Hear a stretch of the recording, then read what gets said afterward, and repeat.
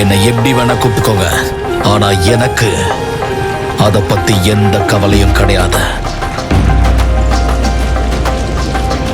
அன்னைக்கு நீ பொழைச்சிருந்தா எதுக்காக என்ன தேடி வரல? நான் எப்படி பொழைச்சேன், யாரு காப்பாத்துறாங்கிறதுல முக்கியமே கிடையாது. ஆனா உங்க ஆர்வத்துக்காக நான் ஏன் திரும்பி வந்தேங்கிறத மட்டும் சொல்றேன்.